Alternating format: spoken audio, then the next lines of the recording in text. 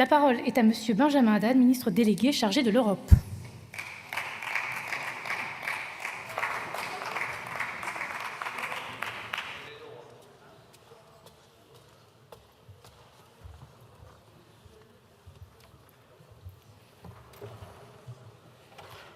Merci Madame la Présidente, Mesdames et Messieurs les présidents de commission et rapporteurs, Mesdames et Messieurs les députés. Je me réjouis de retrouver l'Assemblée nationale pour participer à ce débat sur le prélèvement sur recettes de l'État au profit de l'Union européenne pour l'année 2025. J'ai suivi avec attention les échanges riches que vous avez eus, Mesdames et Messieurs les députés, en commission des finances, des affaires étrangères, des affaires européennes. J'ai noté les positions, les désaccords exprimés. J'espère être en mesure de pouvoir répondre à vos différentes questions. L'examen de notre contribution au budget européen dans le cadre du PLF est l'occasion d'avoir un débat démocratique sur nos priorités européennes et sur la manière dont la France y contribue. La contribution de la France à une Europe puissante et souveraine qui a su montrer sa place au cœur des crises passe par sa contribution financière pour laquelle votre autorisation est attendue aujourd'hui. À défi européen, réponse européenne. Mais soyons clairs, la contribution française n'est pas un chèque en blanc que nous donnons à la Commission. Elle vise à refléter nos intérêts, nos priorités et ceux de nos concitoyens.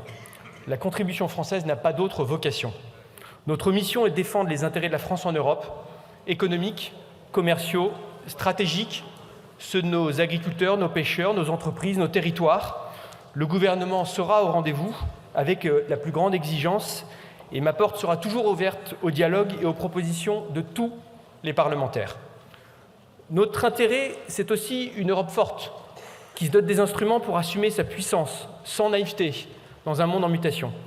Et à cet égard, la contribution française est essentielle pour permettre à l'Union européenne d'avancer et de répondre à nos priorités collectives, assurer notre autonomie stratégique sur le plan technologique, militaire, énergétique, défendre nos intérêts de sécurité face aux crises géopolitiques et aux menaces, maîtriser notre immigration, réussir la transition écologique et rendre l'Union plus compétitive, plus innovante face au risque de décrochage industriel face à nos concurrents.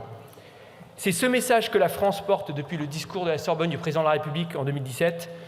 C'est celui-ci qui se reflète aujourd'hui dans les priorités de la nouvelle Commission, souveraineté industrielle et technologique, innovation ou encore défense. Plus que jamais, l'Europe doit prendre son destin en main, et je dis cela à 2 semaines, bien sûr, d'élections majeures outre-Atlantique. Je me trouve donc devant vous aujourd'hui pour vous présenter l'article relatif au prélèvement sur recettes de l'État au profit de l'Union européenne. Pour 2025, il s'élèvera à 23,3 milliards d'euros. Cette contribution s'ajoute ainsi à celle des 26 autres États membres et aux ressources propres pour constituer le budget européen. Et je souhaiterais ainsi revenir sur ce que ce budget nous permet de construire en commun. Par le budget européen, nous nous donnons les moyens d'agir en européen, c'est-à-dire que nous finançons ce que la France n'a pas intérêt à financer seule et où nous gagnons à mutualiser nos capacités d'action. Avec le budget européen, par exemple, nous finançons notre réponse collective aux défis migratoires.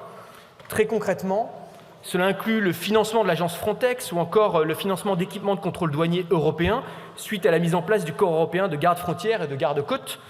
En outre, lors de la révision du budget pluriannuel à mi-parcours, nous avons soutenu l'augmentation des moyens dédiés aux politiques migratoires. 9,6 milliards d'euros supplémentaires ont été alloués. La maîtrise de nos frontières extérieures et de notre politique migratoire est une priorité exprimée par tous les citoyens européens. Avec le budget européen, nous devons aussi nous donner les moyens d'être plus innovants, plus compétitifs. C'est ce que nous faisons par exemple pour coordonner notre politique spatiale, en particulier dans le domaine des satellites avec le programme Galileo. C'est ce que permet également Horizon Europe, programme pour la recherche et l'innovation. Et nous nous illustrons en France par un très bon taux de retour sur ce fonds dédié à l'innovation.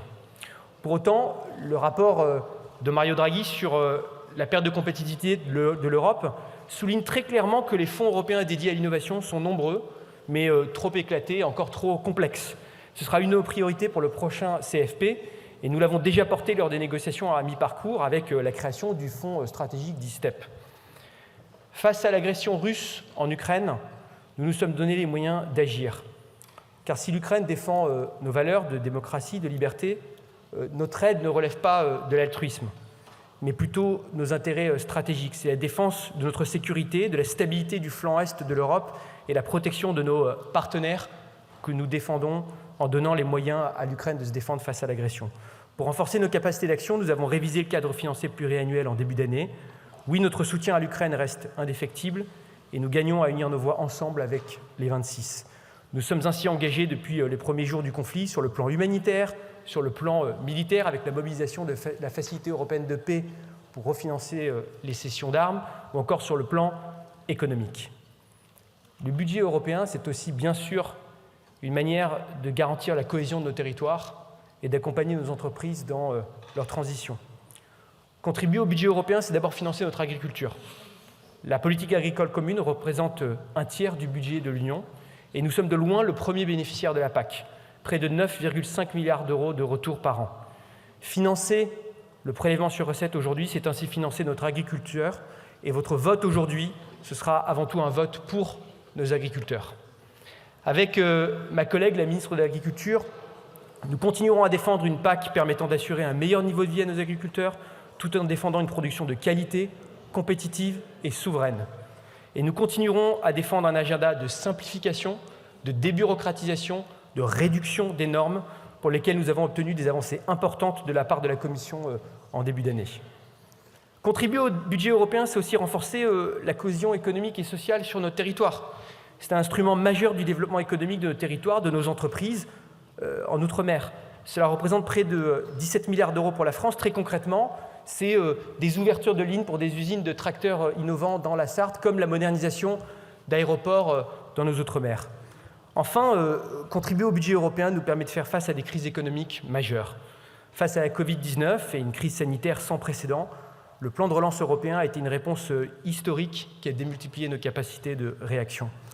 En France, cela se traduit par des actions concrètes avec le financement de France Relance.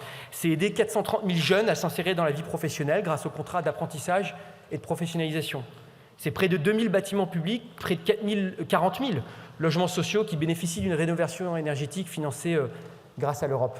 Ce sont 500 km de petites lignes ferroviaires locales et 150 km de lignes de fret qui ont été rénovées. C'est très concrètement l'électrification d'usines agroalimentaires dans le Cotentin, ou encore l'agrandissement du centre hospitalier de Dijon. La France présentera encore 2 demandes de paiement pour assurer le versement de la totalité des 40 milliards d'euros du plan de relance européen avant l'extension de celui-ci en 2026. Le prélèvement sur recettes dont nous discutons sert toutes ces politiques. Alors vous l'avez noté, il représente un montant légèrement en hausse par rapport à 2024, mais inférieur à la période 2020-2023. Cette hausse du montant du PSR-UE par rapport à ce que nous avions estimé pour 2024 s'explique principalement par la reprise des paiements de la politique de cohésion. Jusqu'ici, cette politique connaissait un retard car les États membres finissaient d'utiliser les fonds du cycle budgétaire précédent et parce qu'il y avait en parallèle la possibilité d'utiliser les fonds du plan de relance européen. Donc un rattrapage naturel a donc lieu aujourd'hui. N'oublions pas aussi que notre pays est le premier bénéficiaire en volume des crédits du budget européen et le deuxième bénéficiaire des crédits du plan de relance Next Generation EU. Au total, sont donc près de 28,8 milliards d'euros de crédits européens reçus par la France en 2023. Mais bien sûr, vous le savez, mesdames et messieurs les députés, notre discussion doit prendre en compte le fait que la France est contributrice nette au budget de l'Union européenne. Je sais que certains attendaient cette remarque. Le gouvernement est bien sûr particulièrement vigilant lors des négociations budgétaires sur la mise en œuvre de nos priorités politiques. Et je tiens aussi à souligner que cette année, la part de la France dans les dépenses européennes qui nous revient est en hausse, 11,5% contre 11% les années précédentes. Cela montre que nous nous mobilisons mieux pour améliorer nos retours, mais honnêtement, on peut encore mieux faire quand on se compare à certains de nos voisins. Il faut aller chercher les fonds européens. Et je me fixe comme mission de mieux faire connaître ces fonds, dans la continuité de la stratégie de mobilisation des fonds européens mise en œuvre depuis 2022 sous l'autorité du Premier ministre, mais aussi d'accompagner au mieux, pour être plus ambitieux, nos entreprises, nos universités, nos centres de recherche, pour aller chercher les fonds européens. Mais, mesdames et messieurs les députés, l'apport de l'Europe à la France, ce n'est pas qu'un bilan comptable avec des entrées et des sorties. L'accès au marché commun, avec ses 450 millions de consommateurs, est en effet un gain inestimable pour nos entreprises. Nos entreprises y exportent la majeure partie de leur production, puisque 55% des exportations françaises sont directement destinées à des pays de l'Union européenne. Quant à nos chercheurs, publics, privés, ils ne peuvent que bénéficier de leur participation à des projets de recherche collaboratifs pour parfaire leurs connaissances et être davantage en mesure d'innover vers le marché. Le croisement de nos savoirs en Europe est un élément essentiel de compétitivité dans un contexte international de plus en plus concurrentiel. Mais je voudrais rajouter, si on contribue aussi à l'Europe, c'est aussi et peut-être avant tout parce qu'on a une ambition pour l'Europe qui doit peser dans les grands équilibres globaux. Et pour peser dans les décisions, il faut être influent autour de la table. Et nos voisins qui ont adopté des approches uniquement transactionnelles et comptables, non seulement n'ont pas réussi à changer l'Europe, mais ont fini progressivement par s'en isoler. Et on voit bien sûr le cas du Royaume-Uni à nos portes. L'Europe d'aujourd'hui n'est pas la même qu'il y a quelques années. Dans de nombreux domaines, elle commence enfin à mettre fin à une forme de naïveté sur les questions militaires, sur les questions technologiques, sur les questions commerciales. Un exemple récemment, c'est la décision d'imposer des tarifs douaniers sur le secteur des véhicules électriques chinois en rétorsion aux subventions et aux pratiques déloyales sur le plan commercial de la Chine. Et bien sûr, dans tous ces domaines, il faudra aller plus loin pour être capable de défendre collectivement nos intérêts. Dire cela, ça ne veut pas dire être un eurobéat. Être pro-européen, c'est aussi avoir l'exigence de changer, de réformer l'Union européenne. Et ce n'est pas être comptable de tout ce qu'elle fait. Et c'est d'ailleurs pour ça qu'avec le ministre de l'Intérieur, nous avons exigé la suspension des financements à l'université de Gaziantep. L'Union européenne est une union de valeurs qui ne peut tolérer aucune compromission avec l'islamisme. Et dans la défense de nos valeurs, nous serons intraitables. De même, je vous le dis franchement, nous ne pouvons pas porter un agenda de débureaucratisation, de simplification à Paris et accepter l'inverse à Bruxelles. Donc moins de normes, moins de complexité, moins de bureaucratie, qui est l'ambition du Premier ministre. Ça vaut aussi pour Bruxelles et c'est la voie que nous porterons lors des débats budgétaires de la Commission européenne. Et pour cela, une fois de plus, il faut être influent pour peser dans ces débats. Pour conclure, je souhaite rappeler que notre crédibilité sera aussi regardée à l'aune de nos objectifs budgétaires nationaux. Notre objectif est de ramener le déficit à 5% du PIB en 2025, en portant nos efforts de consolidation prioritairement sur la réduction de la dépense publique, accompagnée de mesures en recettes exceptionnelles et temporaires. L'engagement de la France est de ramener progressivement le déficit public sous le seuil des 3% à l'horizon 2029, dans le respect des règles européennes. Cet engagement est réaliste et crédible, mais il est aussi nécessaire pour notre crédibilité vis-à-vis de nos partenaires européens.